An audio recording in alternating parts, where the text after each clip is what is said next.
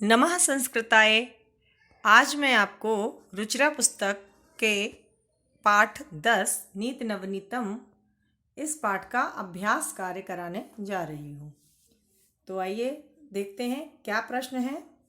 प्रश्न पढ़ते हैं। प्रश्न नंबर 1 लिखा हुआ है, अधोलिखितानि प्रश्नानाम उत्तराणि एक पदेन लिखत। यानी निम्नलिखित प्रश्नों के उत्तर एक पद में लिखिए, वन वर्ड आंसर। तो प्रश्न नंबर क है, नृणाम संभवे कौ क्लेशम सहेते। मनुष्यों को जन्म देते समय कौन लोग होते हैं जो कष्ट को सहते हैं।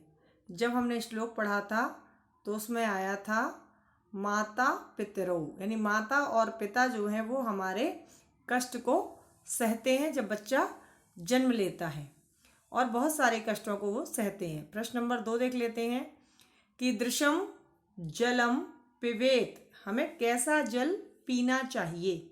इस प्रश्न का उत्तर जब हमने श्लोक पढ़ा था उसमें आया था वस्त्रपूतम जलम पिबेत। तो वस्त्र से छानकर पवित्र किया हुआ जल पीना चाहिए। प्रश्न नंबर 3 था हमारा कि नीति नवनीतम पाठ कस्मात् ग्रंथात् संकलित। इस प्रश्न का उत्तर है कि ये जो पाठ था हमारा, जब हमने इस पाठ के बारे में सुना था तो उसमें बताया गया था कि मनु स्मृति, यानी मनु स्मृति से इस पाठ को लिया गया था। ठीक है, तो इस प्रश्न का उत्तर क्या हो जाएगा, कस्मात् ग्रंथात् की जगह मनु स्मृति। अगला जो प्रश्न है वो है कीदृशीम वाचम वदेत, यानी कैसी वाणी बोलनी चाहिए। तो कीदृशी यानी कैसी वाणी बोलनी चाहिए थी, उसमें आया था सत्यपूताम, यानी सत्यता से पवित्र की हुई वाणी को बोलना चाहिए। इसके बाद का जो प्रश्न दिया गया है, उद्यानम कई निनाद, ये वाला इस श्लोक से संबंधित नहीं है, इसको आप काट देंगे। अगला प्रश्न है, दुखम किम भवति। दुख कब होता है या दुख क्या होता है। तो उसमें बताया गया था कि परवशम, यानी दूसरे के वश में रहना ही सबसे बड़ा दुख है।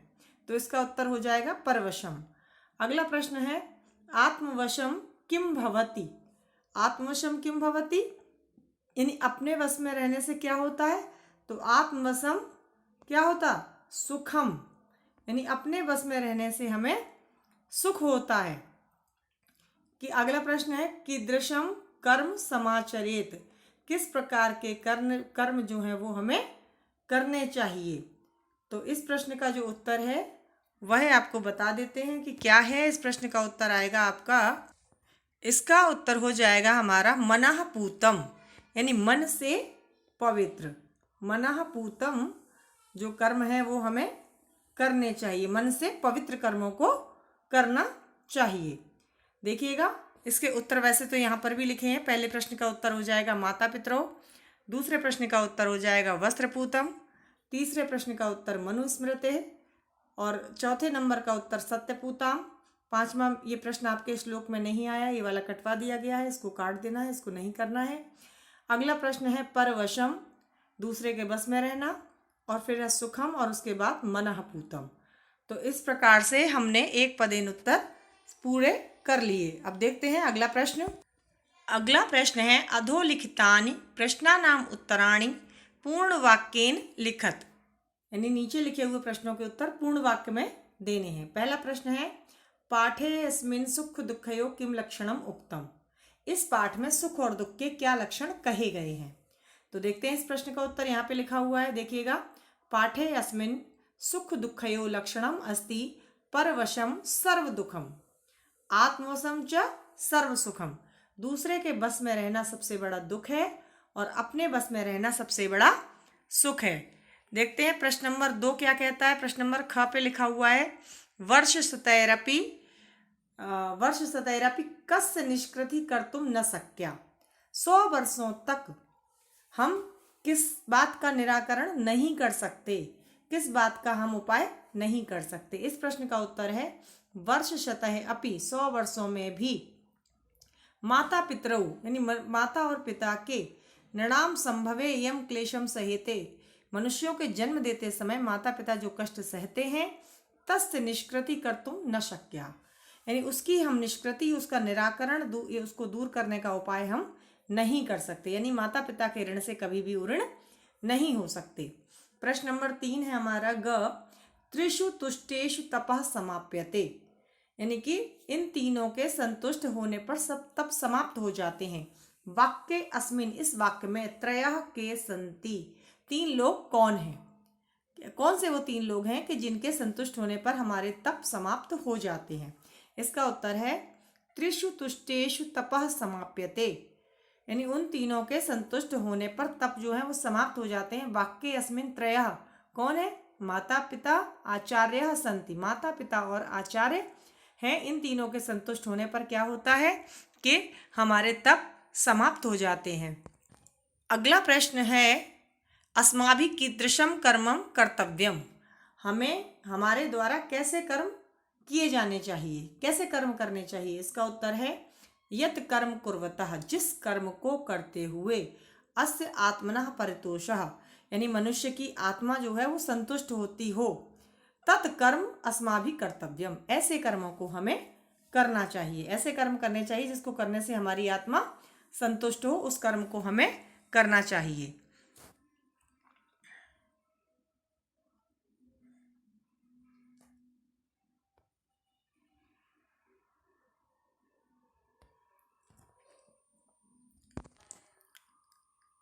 अगला प्रश्न है, अभिवादनशीलस्य कानि वर्धन्ते, अभिवादनशील का कौन कौन सी चीजें जो है वो बढ़ती हैं? तो आइए देखते हैं इस प्रश्न का उत्तर क्या लिखा हुआ है।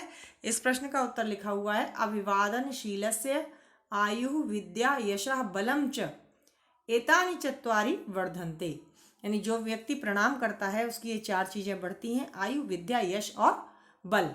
अगला प्रश्न है, सर्वदा केशाम प्रियम कुर्यात्, हमें हमेशा किसका प्रिय करना चाहिए? इसका उत्तर है सर्वदा माता पिता आचार्याणाम प्रियम कुर्यात्, हमेशा माता पिता और आचार्य का प्रिय करना चाहिए। आइए देखते हैं अगला प्रश्न क्या है हमारा।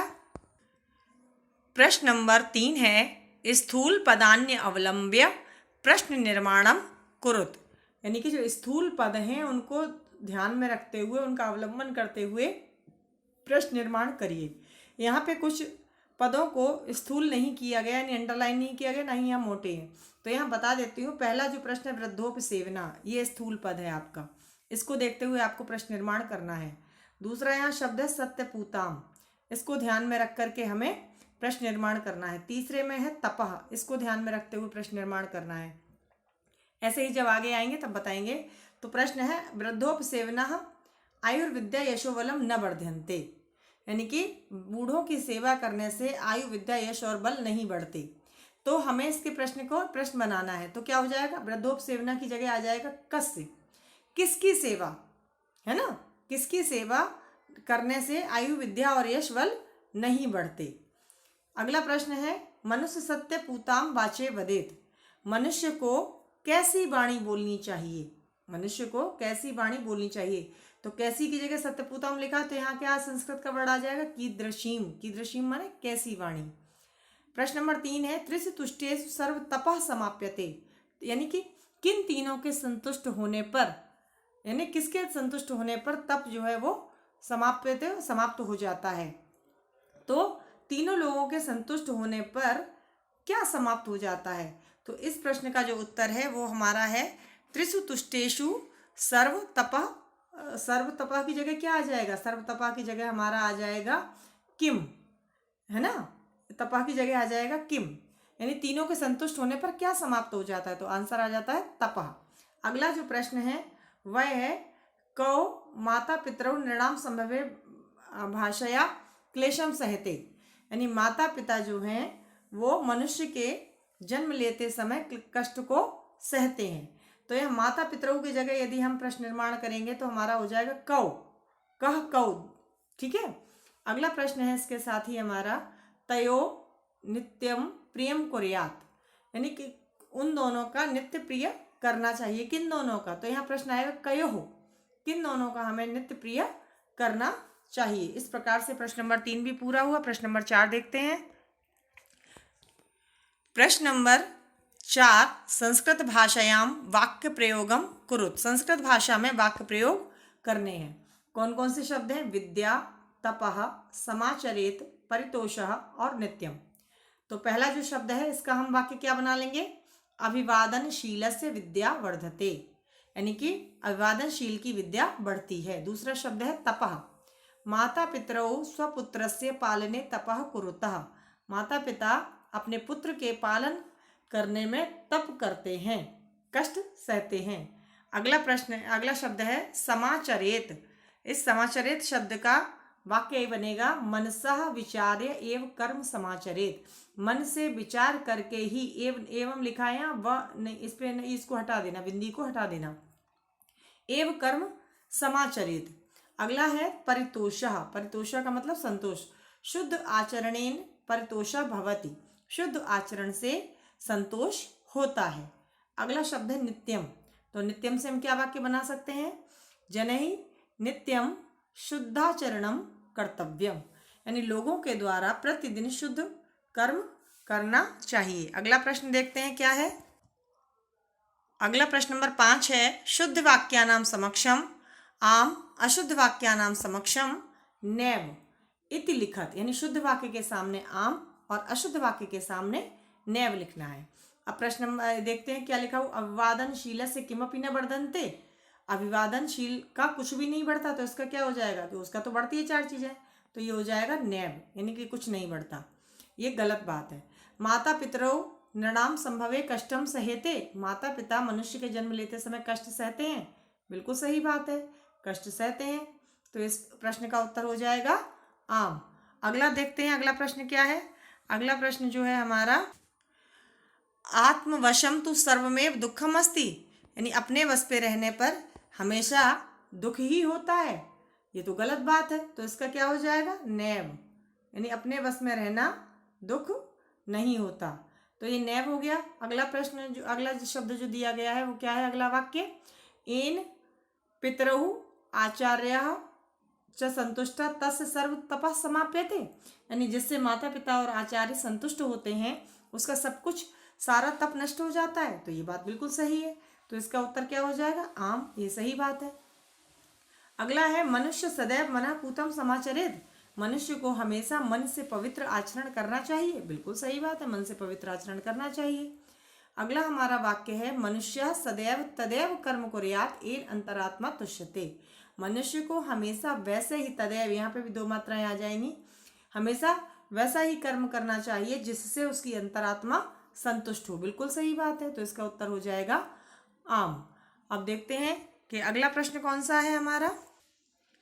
अगला प्रश्न नंबर 6 है कि समुचित पदेन रिक्त स्थानानि पूरयत, उचित पद के साथ रिक्त स्थानों की पूर्ति कीजिए।